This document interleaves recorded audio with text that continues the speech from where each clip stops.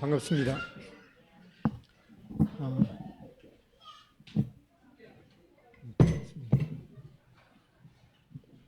제 고향이, 교회 고향이 서대문 교회입니다. 생각해 보니까 제가 결혼하기 전에 학생 때 85년도 무렵에 한 1년 정도 있다가 학교를 이제 수원에서 다니는 바람에 일단은 동수원교회에 갔다가 그리고 이제 결혼해서 직장이라든가 기타 뭐 이사 같은 이유로 96년도 97년도 무렵에 한 2년 반 정도 여기 서대문 교회에 있었습니다. 그때 올 때는 제가 여기 서대문 교회에서 아마 평생 동안 여기서 주님을 섬길 것이다 그렇게 생각했지만은 그 직장이라든가 또 이사를 해야 되는 그런 관계로 또 다른 데로 갔다가 지금 이제 동수원교회에 있습니다. 대부분 교회에 이렇게 나오실 때는 뭐 여기 있다가 다른 데로 가야지 하는 그런 마음으로 아마 오시는 분들은 거의 없을 것 같아요. 아마 여기서 평생 동안 아마 주님을 섬기게 될 것이다 그런 마음을 갖고 오시는데 우리의 그 미래는 또 알 수가 없기 때문에 하여튼 그 있을 때 참 잘해야 되는 그런 생각을 하게 됩니다. 이번 그 말씀 집회에 이렇게 같이 뵙게 돼서 상당히 기쁜 마음이 있습니다. 이번에는 한 4시간 정도 말씀이 있는데 느헤미야 전체 내용을 통해서 이 느헤미야를 통해서 우리가 하나님이 주신 그 비전 인생을 어떻게 살 것인가에 대해서 같이 생각해 보게 되겠습니다. 그 기원전 400년 경이죠. 이 어떤 면에서 이 느헤미야가 이 지도력의 그 교과서이기도 하겠습니다. 이 느헤미야는 이 100년 묵은 그런 과제를 단 2개월도 안 되는 52일 만에 해결한 그런 사람이죠.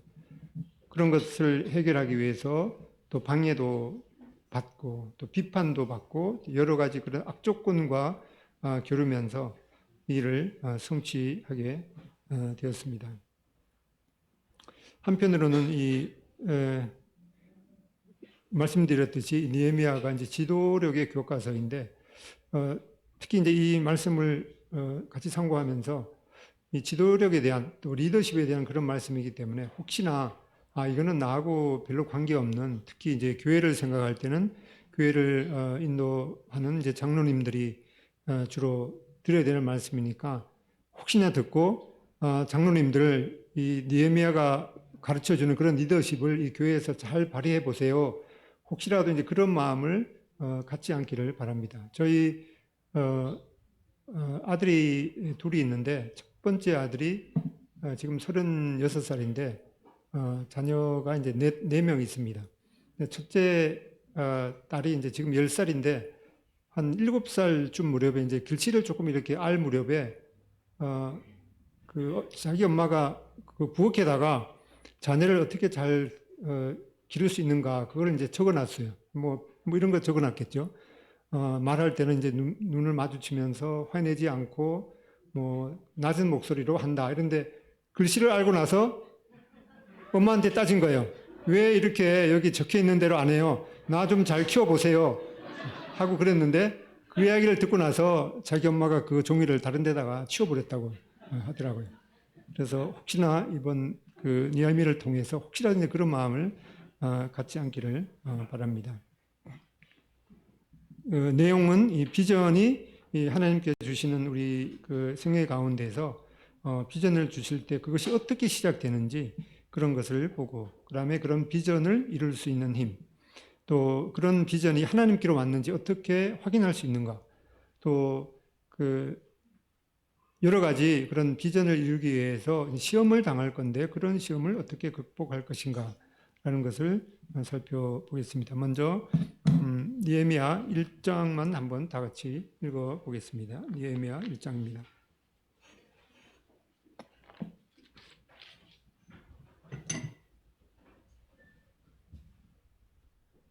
느헤미야 1장 11절까지 있는데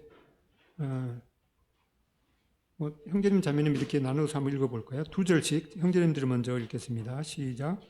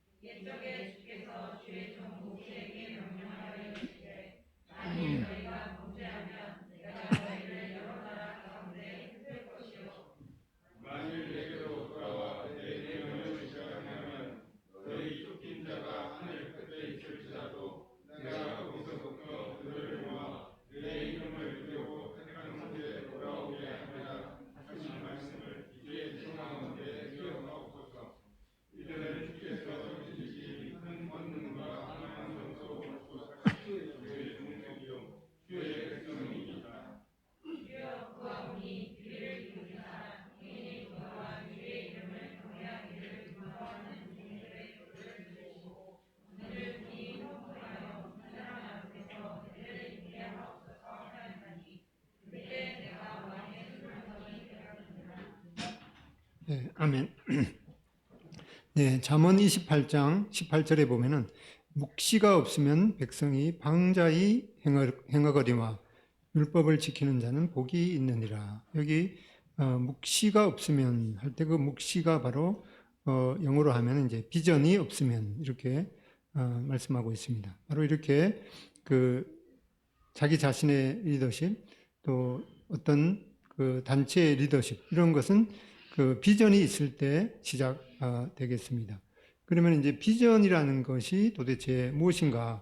일단 그 요즘에 그 네이버 그 거기에 이제 검색해 보면 비전이라는 내다 보이는 장래의 상황이다 이렇게 말하고 있습니다. 그래서 여기 빌 하이벨스라는 사람이 이 비전이라는 정의를 이렇게 내렸습니다. 비전이란 열정, 패션을 만들어내는 미래의 그림이다 이렇게 표현을 했습니다.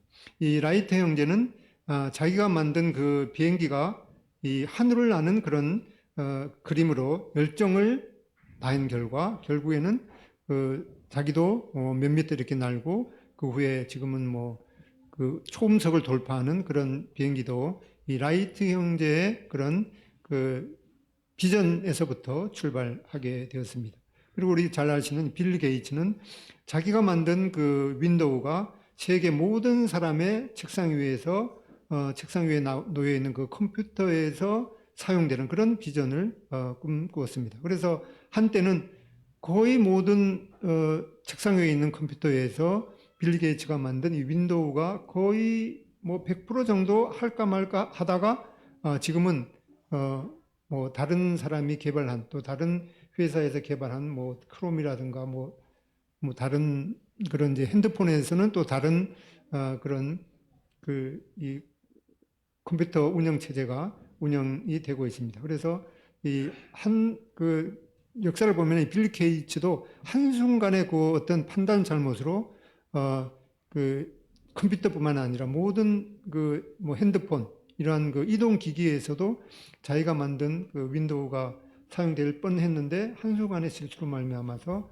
지금은 이제 많이 여러 그 업체에서 또 여러 사람이 개발한 그런 것에 이제 뺏기게 되는 그런 상황이 되었습니다. 그래서 이 비전이라는 것은 이렇게 어떤 기회를 통해서 그것이 이루어지다가도 또 방심하는 사이에 또 무너지는 이제 그런 면들을 이번 기회를 통해서 또 살펴보겠습니다.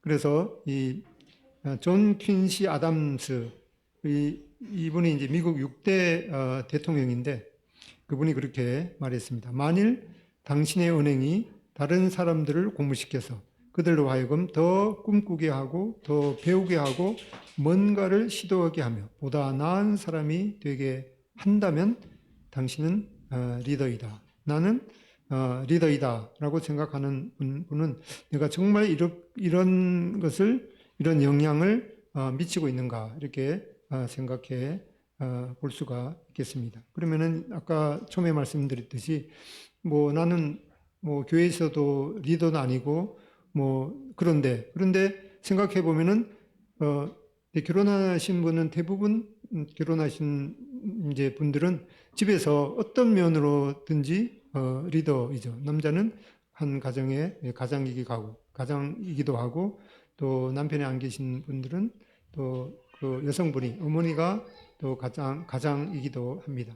또 뭐 싱글로 사시는 분들은 뭐 직장에 다니기는 하겠지만 어쨌든 집에 와 보면은 자기 혼자가 있어도 자기가 자기 자신의 리더이기도 하죠. 그래서 모든 사람은 자기 자신의 리더이다. 그리고 우리는 함께 우리 자신을 만들어 간다. 그래서 이 리더의 개념을 이렇게 나는 어떤 면에서든지 뭐 직장에서도 그 작은 부서 또 어떤 분은 이제 CEO도 계시겠는데 이런 크고 작은 그런 부서에서 리더십을 발휘해야 되고 또 혼자 사시는 분이라든가 또 뭐 개인 기업체를 운영하시는 분도 자기 자신의 리더이기 때문에 그런 면들을 잘 생각해 볼 필요가 있겠습니다. 그래서 요즘에는 이 셀프 리더십이라는 그런 용어가 있다고 그래요. 근데 이거를 뭐 처음 이런 용어를 쓰면은 그 사람이 좀 유명해지는 것 같더라고요. 그래서 찰스 만저라는 사람이 이 셀프 리더십에 대한 개념을 처음 만들어냈다고 그러는데 셀프 리더십은 목표를 향한 당신의 생각, 감정, 행동에 의도적으로 영향을 미치는 실천이다. 그래서 나 자신을 어떻게 하면 좀 더 나은 사람이 되도록 하겠는가. 그런 것을 바로 셀프 리더십을 발휘해서 보다 나은 이 자기 자신을 만들어 간다는 것입니다. 그래서 노자는 남을 지배하는 것이 힘이다. 그러나 자신을 다스리는 것이 진정한 능력이다. 이렇게 말했습니다. 그리고 잠언 25장 28절 자기의 마음을 제어하지 아니하는 자는 성읍이 무너지고 성벽이 없는 것과 같으니라.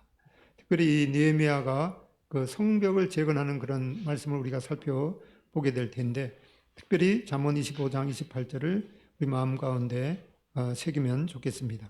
자기의 마음을 제어하지 아니하는 자는 성읍이 무너지고 성벽이 없는 것과 같으니라. 그래서 느헤미야는 이 성벽을 재건했지만 우리는 우리의 그 마음을 잘 다스리는 것이 곧 이 성벽을 재건하고 무너진 성벽을 재건하고 또 잘 보존하는 것이다라는 그런 생각을 할 수가 있겠습니다. 그러면 요새 뭐 미션이니 비전이니 이런 그 용어를 많이 쓰죠. 뭐 어떤 교회는 옆에 그 건물 이렇게 이제 임대를 하거나 또 사놓고 뭐 이제 뭐 서대문 교회 비전 센터 이렇게 이름을 짓기도 합니다. 비전과 미션이 그 정확한 그 용어의 구분은 이 미션, 이 사명이라는 것은 이 존재 이유가 되겠죠. 그리고 비전이라는 것은 그 존재 이유에 대한 그런 추구해야 될 구체적인 모습이 바로 비전이 되겠습니다. 그래서 그 윌리엄 캐리라는 그 근대 선교의 그 시발점을 이룬 근대 선교의 이 아버지의 이 원래는 구두수손공이었는데 나중에 이 근대 선교의 그 시초를 이제 하게 됐는데, 이분의 비전을 보면은 하나님으로부터 위대한 일들을 기대하라, expect. 그다음에 하나님을 위해 위대한 일들을 시도하라, attempt라는 이런 그 훌륭한 비전을 이루었습니다. 마지막 부분에 이러한 비전을 어떻게 이루었는지 다시 한번 보게 되겠습니다.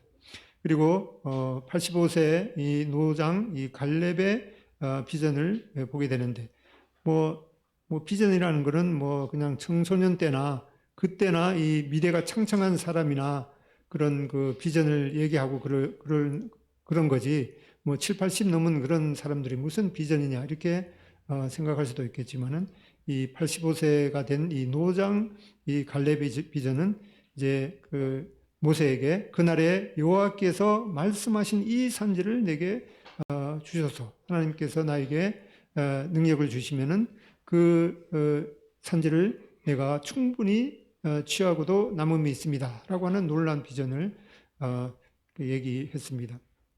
그리고 이 의사 안중근의 최후의 소원은 이제 그 사형 선고를 받고 마지막 소원이 뭐냐 이렇게 물으니까 5분만 시간을 주십시오. 아직 책을 다 읽지 못했습니다. 이렇게 고백을 했다고 그래요. 그래서 저도 한 10년 전쯤인가 이 안중근 그 의사가 그 투옥되었던 그 대련에 있는 그 요순 그 감옥에 갔었는데, 마침 그날 갔는데 그 문이 닫혀 있어서 그냥 바깥에서만 이렇게 봤는데, 그 감옥 높이가 엄청 높아, 한 2m 정도 더 높았던 것 같아요.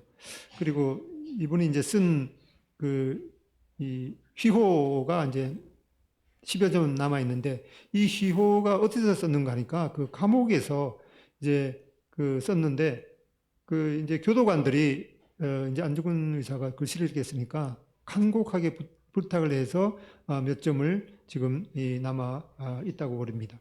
여기 그분의 그 휘호 중에 인무, 원려, 난성, 대업. 사람이 멀리 생각하지 않으면 큰 일을 이루기 어렵다. 이 감옥에서도 이러한 생각을 가졌습니다. 그리고 이 안중근 의사의 이제 세례명이 도마였다고 그랬는데, 그 이제 마지막 그런 그 유언을 그 아내에게 하면서 예수님을 잘 믿고 예수님을 잘 의뢰해라라고 하는 그런 유언도 남겼다고 합니다. 그리고 이제 폴리캅은 이제 그 서문화 교회의 그 감독이었죠. 그 이분도 이제 그 터키 서문화 지역에 가면은 그 서문화 교회, 서문화 기념 교회가 있는데, 그 천장에 이 폴리캅 그 감독이 교부가 화양당하는 그 이제 천장에 그 벽화가 있는데, 몇 년 전에 갔을 때 그 벽화를 한번 보려고 갔는데, 딱 가니까 그 이제 그 문을 여는 시간이 한 서너 시간인가, 2시간인가, 뭐 3시간인가 기다려야지 그 이제 문을 열더라고요. 그래서 그 다음 뭐 일정도 많았는데, 꼭 이 폴리캅 교부가 화양당하는 그 인터넷에 이런 그림들이 많이 있지만 직접 한번 보고 싶었는데, 그 결국은 이제 보고 왔습니다. 이분은 이제 그 85세인가 이분도 하여튼 그 정도 나이에 이제 그 예수님을 전한다는 그런 이제 그 누명을 받아서 이제 그 로마에서 이제 화형을 시키려고 그렇게 이제 그 붙잡으러 왔죠. 그런데 그 자기를 이제 체포하려고 왔던 그 로마 군인들에게 이 음식도 이제 흔하게 대접을 이제 하니까 그 사람들도 감동을 받아서 이 노인이 어떻게 하면은 이제 화형을 안 당하고 그냥 그 살도록 할 수 있을까, 그렇게 궁리를 하면서, 아니 저기 로마 황제가 주님이시다 그것만 고백하면은 그 죽지 않는데 왜 그걸 고백하지 않고 그렇게 화형을 당하려고 그럽니까? 그러니까 이 폴리캅 교부가 내가 이렇게 80여 년을 살아오면서 예수님이 한 번도 나한테 섭섭하게 대하지 않으셨는데 내가 어떻게 그분을 부인할 수 있는 건가? 그리고 여러분들은 이 예수님을 거부하는 그런 사람들에게 예비된 그 영영한 그 불길을 모르기 때문에 겨우 이 장작더미로 화형을 당하는 그것으로 나를 유혹하려고 하지만은 나는 절대로 그렇게 예수님만이 나의 주님이시다. 그 믿음을 절대로 나는 포기할 수 없습니다. 그렇게 했기 때문에 어쩔 수 없이 이제 로마 그 군인들도 이제 잡아가서 그 이제 장작더미 위에 기둥에다가 이제 묶으려고 했습니다. 왜 그런가 하니까 이제 화형을 당하면 이제 화형을 당하는 사람들이 너무 뜨거워서 막 그냥 뭐 몸부림을 칠 수밖에 없잖아요. 그러니까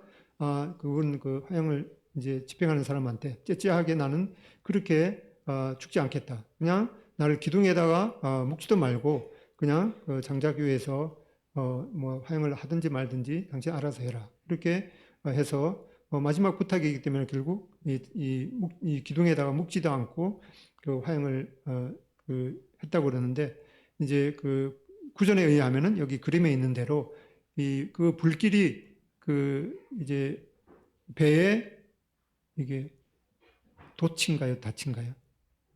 위가 네, 돛이죠. 이 돛이 이렇게 그 폴리캅 교부를 이렇게 보호하면서 이게 장작이 다 탔는데 나중에 보니까 이 폴리캅 교부는 아직 목숨이 이제 살아 있어서 그때야 이제 창으로 찔러서 이제 폴리캅 교부가 순교를 당했다는 그런 역사가 전해지고 있습니다. 이분의 마지막 그 소원은 나는 당당하게 주님을 위해서 화형을 당할 테니까 나에게 그런 그 째째한 그런 삶으로 마감하지 말아달라라고 하는 그런 부탁을 하면서 나를 기둥에다가 묶지 마시오라고 하는 그런 그 마지막 소원을 했다고 그럽니다.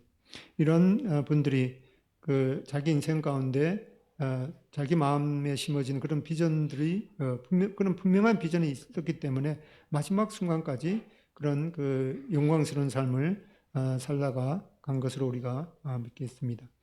이렇게 그 비전이 어떻게 시작되는 건가? 이 눈먼 사람의 세계는 그의 감각의 한계에 의해서 제한되고 또 무지한 사람의 세계는 그의 지식의 한계에 의해서 제한된다.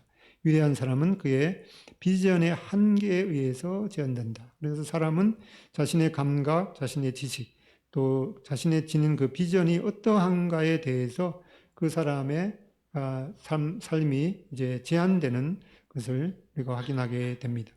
찰스 스윈돌은 비전은 예측 가능하고 안전하고 기대했던 영역 밖의 거대한 전망을 품는다.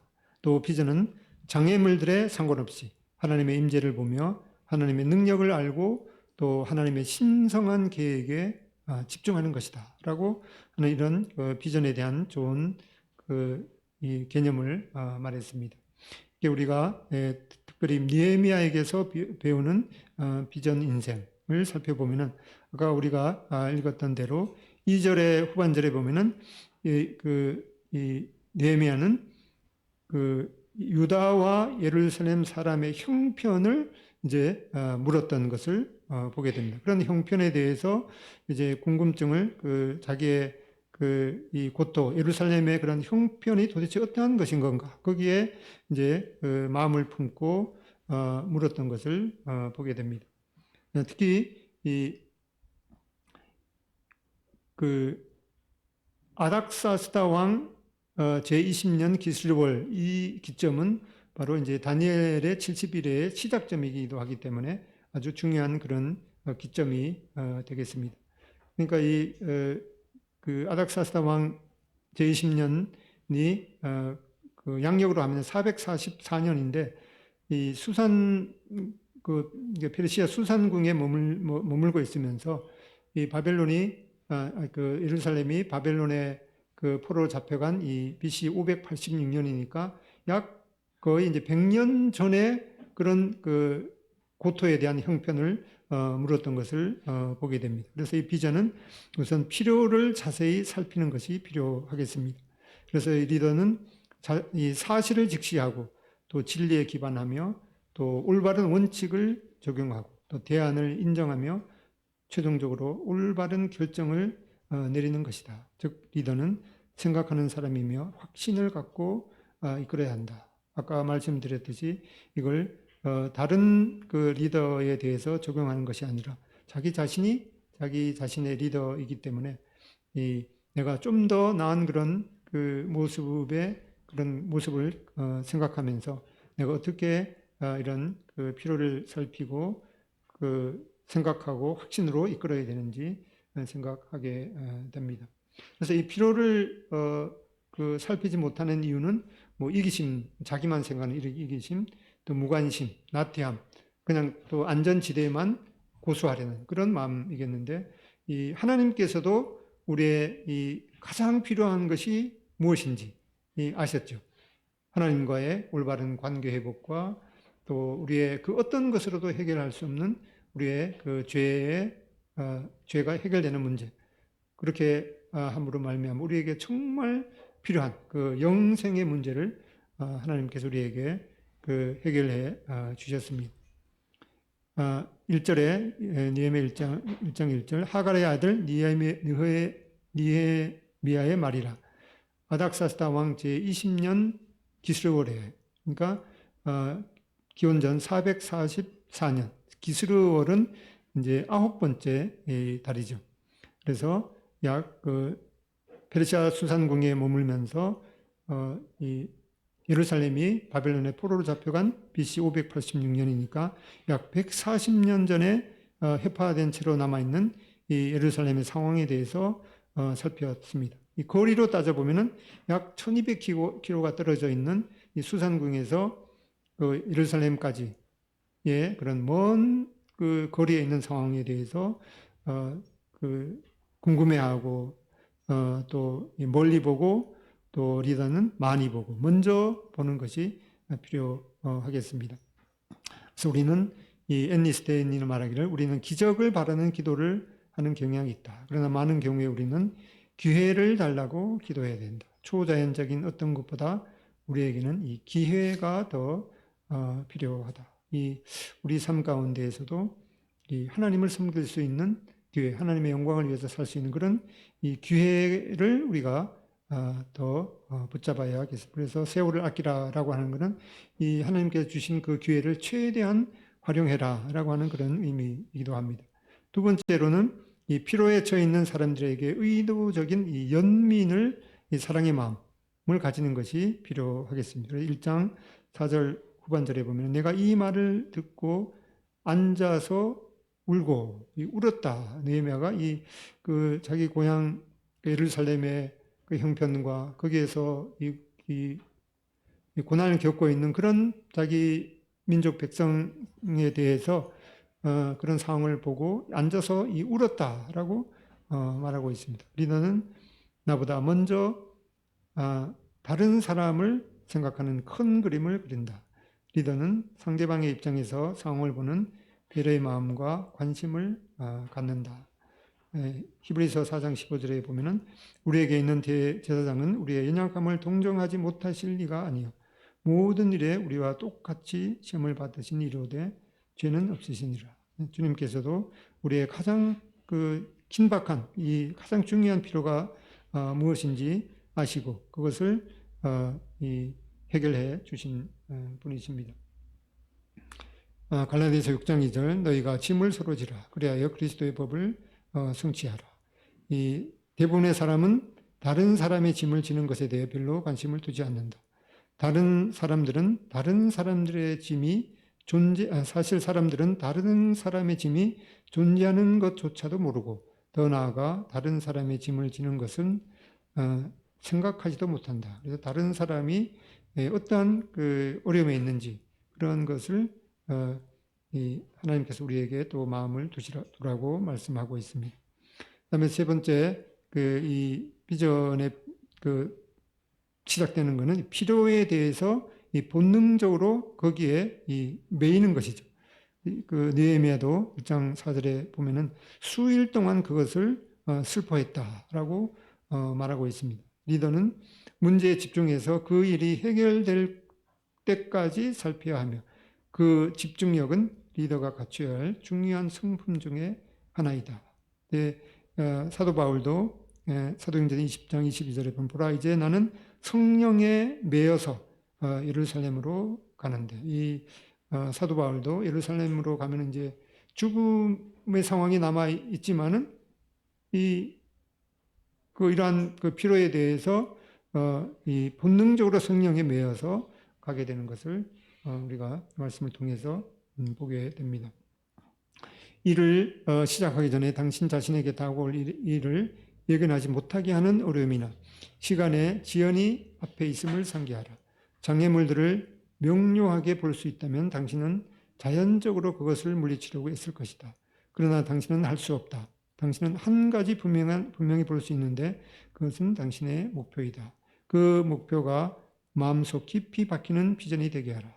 그리고 시종일 그것에 달라붙어라 라고 하는 그런 조언을 하고 있는데 느헤미야도 그런 이제 필요를 보고 수일 동안 슬퍼하면서 매여 있었던 것을 보게 됩니다. 그 다음에 네 번째로 이 필요를 채워야 된다는 강한 부담감으로 그런 부담감을 그냥 갖고 있었던 것이 아니라 그 문제를 하나님께 가져갔습니다.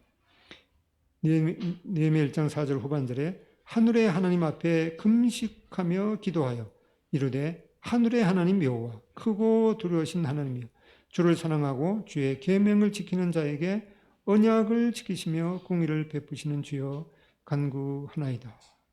이 느헤미야는 기원전 444년의 이 일이니까 140년 전에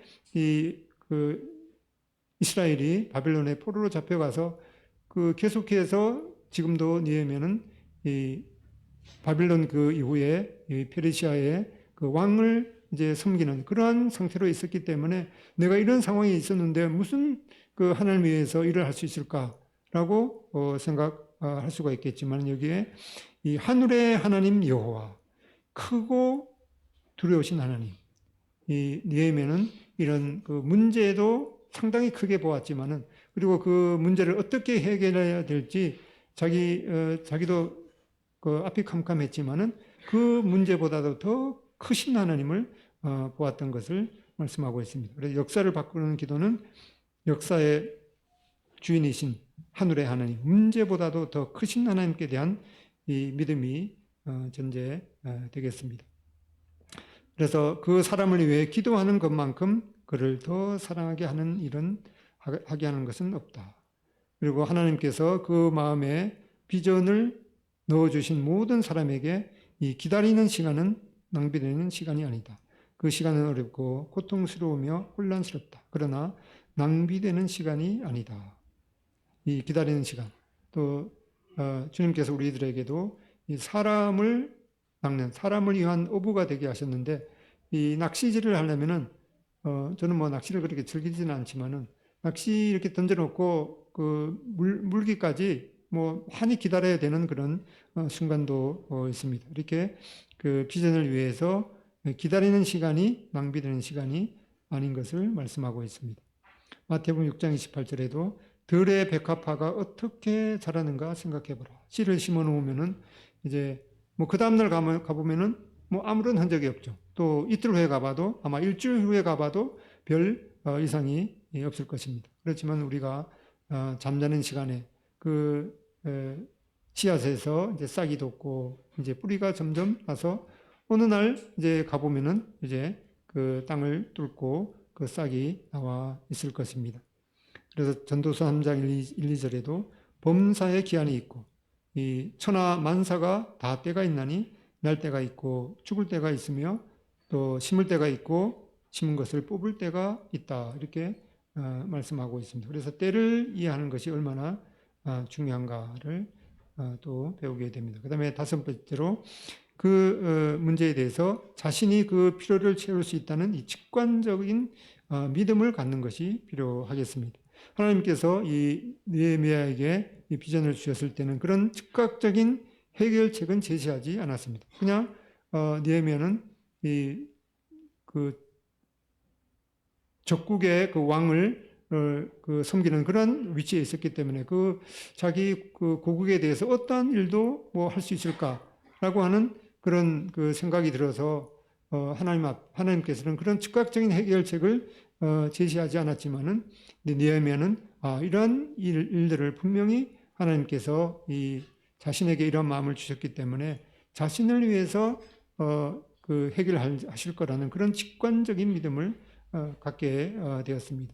하나님께서 그런 문제에 대한 해결 방법을 알려주지 않았지만은 느헤미야는 그 필요를 외면하지 않고 어떻게 하면 이 문제를 해결할 수 있을까라고 하는 그런 그 해결에 대한 궁리의 마음을 가졌습니다. 그래서 믿는다는 것은 기도한다는 것이고 또 믿음을 가진 한 사람은 단지 그냥 관심을 가진 99사람의 힘과 대등한 것이 아니라 더 뛰어나겠죠.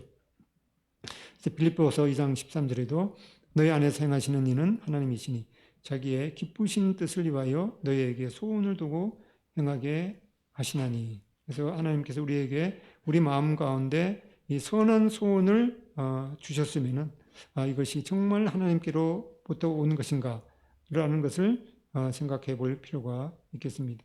이 디아스포라 유대 경전에는 승자와 패자에 대한 그 정의를 여러 가지 하고 있는데 그중 몇 가지를 보면은 승자는 다른 길이 있을 것이라고 생각하나 패자는 길이 하나뿐이라고 생각한다. 승자는 더 나은 길이 있을 것이라고 생각하나 패자는 갈수록 태산이라고 생각한다. 승자의 방에는 여유가 있어서 자기 자신을 여러 모양으로 변화시켜 본다. 패자는 자기 하나가 꼭 들어갈 만한 상자 속에서 스스로 가둬 놓고 산다. 이 말씀을 보면서 내가 꼭 패자의 그런 길을 선택해왔던 것이 아닌가라고 하는 것을 한번 생각해 보고 이 승자는 또 어떤 생각을 하고 있는지 이 생각을 바꾸면은 또 그 행동도 또 결과도 바꿀 수가 있기 때문에 우리가 어떤 생각을 갖느냐가 좀 중요하겠습니다. 그다음에 여섯 번째로는 이 필요에 대한 이 내적인 책임감을 가지는 것입니다.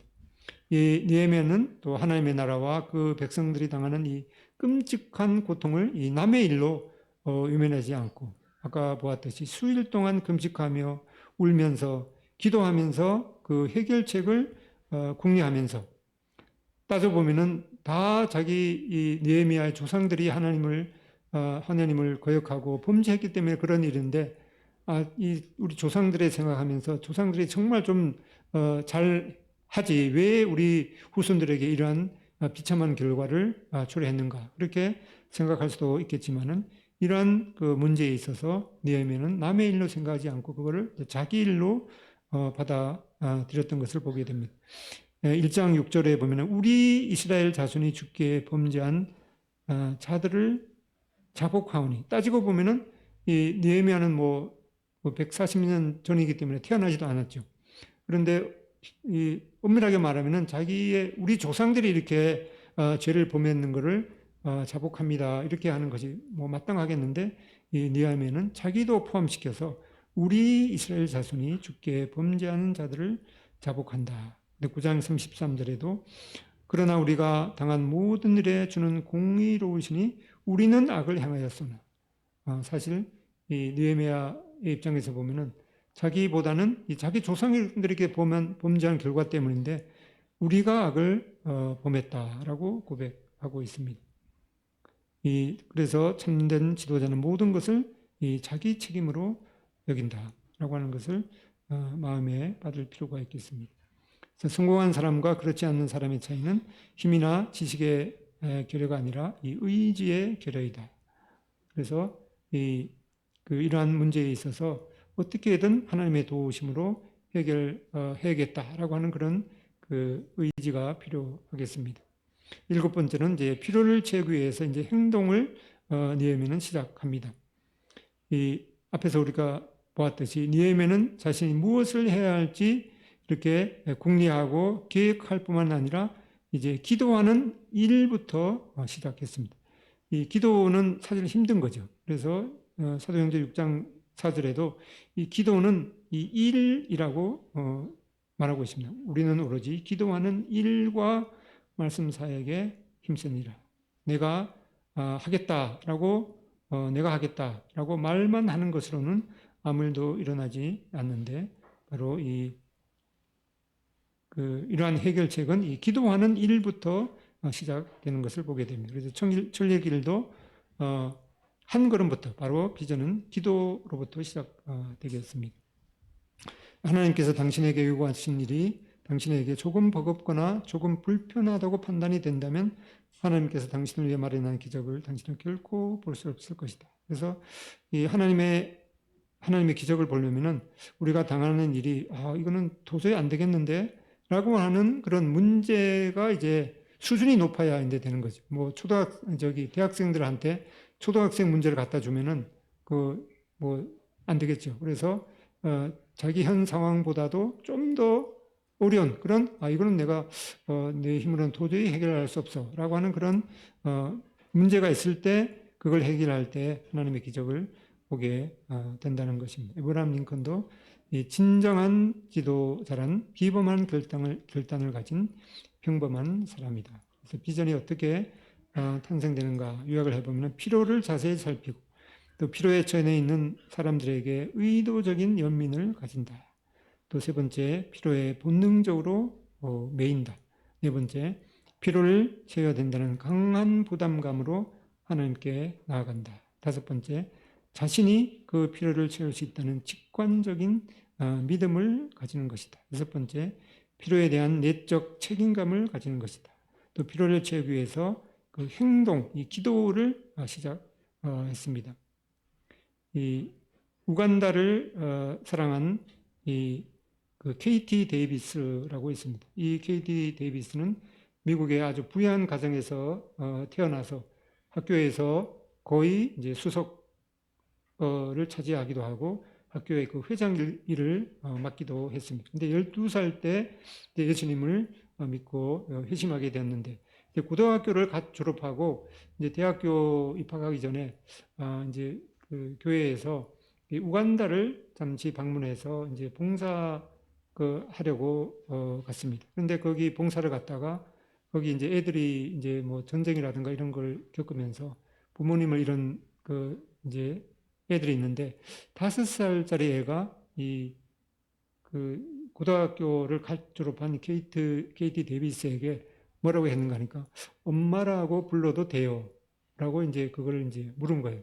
근데 처녀가 이제 5살짜리 애기가 엄마라고 불러도 돼요. 그 말을 이제 듣고 나서 이제 곡으로 돌아와서 이 KT 데이비스는 이제 모든 일상생활이 이제는 거의 불가능하게 되었어요. 그 5살짜리 애가 자기한테 엄마라고 불러도 돼요. 그 말이 계속해서 이제 빗전을 이제 울렸기 때문에 2007년에 23세의 나이로 이제 우간다로 모든 것을 이제 접고 우간다로 가서 거기에 이제 14명의 이제 전쟁을 통해서 부모님을 잃은 고아들을 이제 고아들의 엄마로 살기로 결심하고 그렇게 했습니다. 그렇게까지 이제 고등학교 졸업하고 그렇게 명석했던 이 KT 데이비스가 우간다로 가서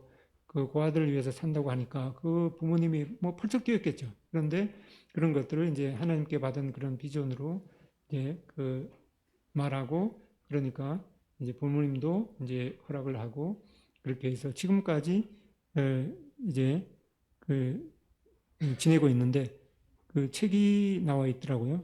이게 출판사가 어딘지는 모르겠는데 엄마라고 불러도 돼요. 그 다음에 한 5년 정도 지나서 이 KT 데이비스가 어떻게 거기에서 생활하고 있는지 거기에 대한 간증이 또 이제 그래도 소망이라는 그런 책을 냈습니다.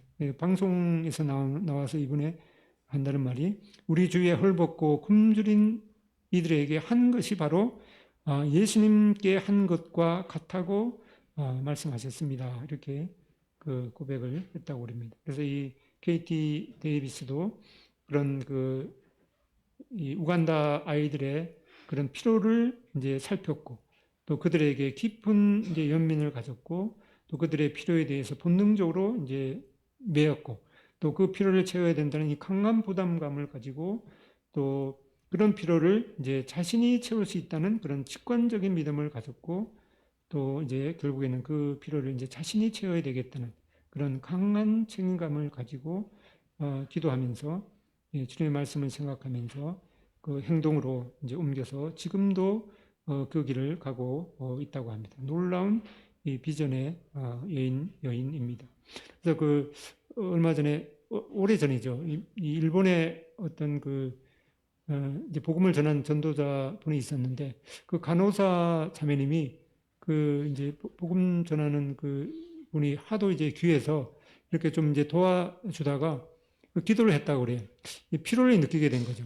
이 그 복음 전하는 분이 이제 결혼을 해서 이제 거의 이제 잘 걷지도 못하고 이렇게 뭐 휠체어 타고 아마 다녀야 되는 그런 상황인데 이분이 정말 결혼해서 누가 이렇게 도와서 그 복음을 이제 담대하게 전할 수 있었으면 좋겠다고 이렇게 기도를 했는데 결국에는 하나님의 어떤 음성이 들려왔는가 하니까 너가 그 사람의 아내과 결혼을 해서 도와라라고 하는 그런 이제 주님의 음성을 듣고 또 순종을 해서 그 후에 이제 자녀도 낳고 또 이제 계속해서 복음을 전했다는 그런 그 실화도 있습니다.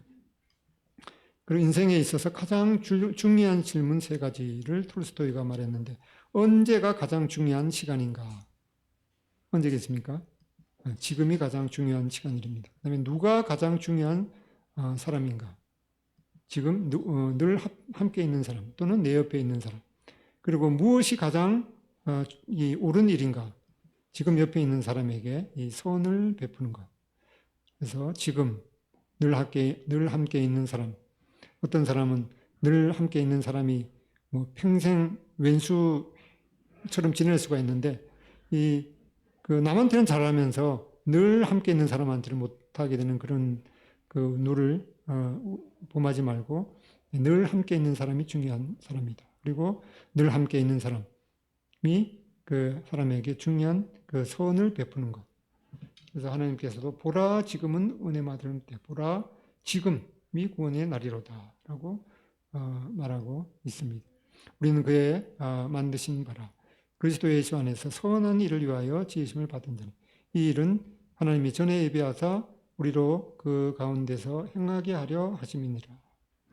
이 강하고 담대하라. 당신의 삶을 뒤돌아보면 당신이 한 일들보다 당신이 하지 않은 일들을 후회하게 될 것이다. 그래서 느헤미야는 그 느헤미야 나름대로 그 1200km나 멀리 떨어져 있는 그 고국에 대한 필요를 느끼고 이제 하나님 앞에 기도하면서 그의 비전을 또 이루었고 또 한내로 KT 데이비스는 그 우간다에 가서 그런 그 23명의 전쟁 고아들의 엄마로 살아가는 것이 그의 하나님께 받은 비전이었습니다. 각각 자기에게 주어진 그런 하나님께 자기에게 주어진 그런 이 소원 그런 것들이 정말 하나님께로부터 온 것인가 살펴보고 그런 것이 만약에 없고 앞으로 나에게 정말 하나님께서 나에게 주신 내 인생이 하나님이 보시기에 정말 그 값어치 있는 그런 인생으로 살아가고 싶습니다. 나에게 하나님께서 원하시는 그런 비전을 주십시오라고 하면서 이제 그 나의 그 비전 한두 문장으로 한번 적어보고 미래의 그림을 그려보는 것이 좋겠습니다. 앞에 우리가 그 비전에 대한 정의 하이빌스가 말했던 이 열정을 불러일으키는 이 미래의 그림이다라고 비전을 정의했듯이 나에게 이 평생 동안 내가 그 혼신을 다해서 아니 목숨을 다해서 바칠 수 있는 그런 그 열정으로 하나님 앞에 들을 수 있는 그런 나의 그 미래상이 어떤 것인가 한번 생각해보고 또 생각해서 안 나오시면은 이제 한번 하나님 앞에 기도하는 그런 마음을 갖는 것이 필요하겠습니다. 네, 이제 시간 마치고 쉬었다가 하겠습니다.